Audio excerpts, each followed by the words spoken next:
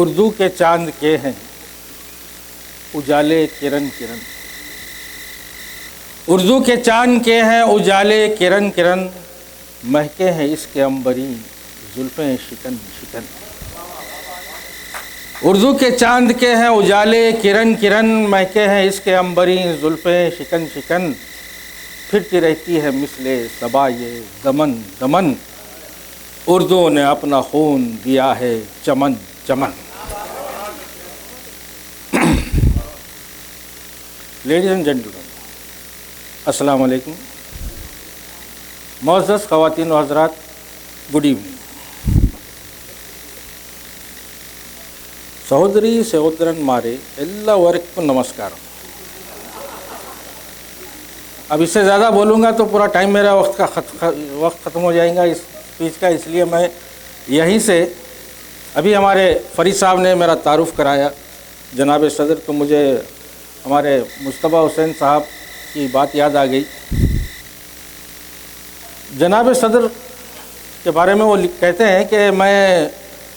پہلی مرتبہ کسی جلسے میں گیا تو دیکھا کہ لوگ جتنے مقررین یہاں اسٹیج پر آ رہے تھے وہ جناب صدر کی گردان رہے تھے، اور ہر بات پر جناب صدر کی اجازت سے کہہ رہے تھے، جس کی اجازت لینے کی چندان ضرورت ہی نہیں تھی، اور صدر بھی بیچارہ مجبور ہوتا ہے کہ وہ اجازت دے دیتا ہے، اور صدر ان کے مطابق وہ ہوتا ہے۔ تو جب میں نے دیکھا کہ جناب صدر ہے کون، تو دیکھا کہ ہال میں ایک شخص دریا ٹھیک کر رہا تھا، اس زمانے میں پیٹرومکس ہوا کرتے تھے، پیٹرومکس ادھر سے ادھر کر رہا، بڑا مستعد نظر آ رہا تھا، تو بولے کہ یہ اس سے جا کے پوچھے کہ بھائی کیا تم جناب صدر ہو؟ تو وہ بھپر گیا، بولا کہ کیا تم کو میں ناکارہ نااہل اور جاہل نظر آ رہا ہوں؟ بولے میرے خواہ بھی مضبوط ہیں، اپنی روزی خود کماتا ہوں، جب میں بیکار ہو جاؤں گا تب آپ مجھے جناب صدر کہہ سکتے ہیں۔ بولے جناب صدر دیکھو وہاں بیٹھے ہیں جو اپنے سامنے پھولوں کا گلدستہ رکھے ایسے بیٹھے ہیں جیسے کوئی شیر اپنا شکار سامنے رکھ کے بیٹھتا ہوں۔ اب جناب صدر کے بارے میں ان کے حصے میں صرف کرسی آتی ہے، بلکہ کرسی سے ان کا تال میل ایسا آتا ہے کہ جیسا ایک جان دو قالب ہوتے ہیں، اور جب بیٹھتے ہیں تو ان کو پابندی ہوتی ہے کہ وہ گوند لگا کے بیٹھ جائیں۔ ہاں اگر جسم کا کوئی عضو سن ہو جائے یا کوئی کھٹمل بےتاب کرے تب ان کو پہلو بدلنے کی اجازت ہوتی ہے۔ ایسا ہوتا ہے کہ ایک لڑکے نے دیکھتے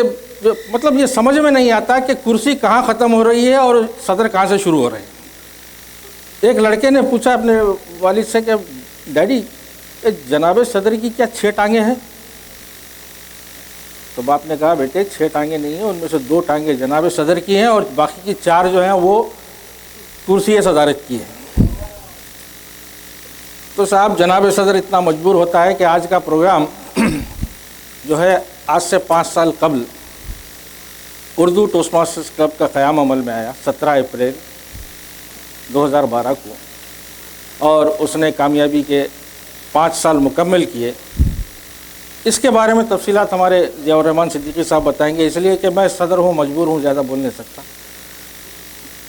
بس آپ لوگوں سے اتنا کہوں گا کہ ہم جو کام کر رہے ہیں وہ اردو سے متعلق ہے، اور ڈیموکریسی اور جمہوریت جسے کہتے ہیں نا، کہ وہ اگر لوگ کہتے ہیں کہ دنیا میں ناکام ہے، کامیاب نہیں ہے، تو ہم کو اس بحث سے مطلب نہیں ہے، لیکن ہم یہ دعوے سے کہہ سکتے ہیں اگر جمہوریت ڈیموکریسی اگر کہیں کامیاب ہے تو وہ ٹوسٹ ماسٹرز میں ہے۔ یہاں ہر شخص اپنی ذمہ داری پوری کرتا ہے، اور یہاں بلا لحاظ مذہب و ملت جو ہے نا یہاں پہ کام کرتے ہیں، اور سب اپنی ذمہ داری ادا کرتے ہیں۔ تو میں بحیثیت صدر اپنی ذمہ داری ادا کر رہا ہوں، اور اس کے بعد اب آپ دیکھیں گے کہ ہمارے 5 سالہ سفر کا جو نتیجہ ہے، ہم نے کیسے مقررین تیار کیے۔ 3 سال پہلے جب میں آیا تو میرے پیروں میں تھرتھری ہوتی تھی، میں اسٹیج پہ کھڑا نہیں ہو پاتا تھا، میری زبان میں لکنت تھی اور اردو برابر بول نہیں سکتا تھا میں، اور میرا تعلیمی سفر بھی اردو میں نہیں رہا تھا، لیکن اردو کلب سے میں نے اردو بھی سیکھی، بولنا بھی سیکھا، اور آپ لوگوں کی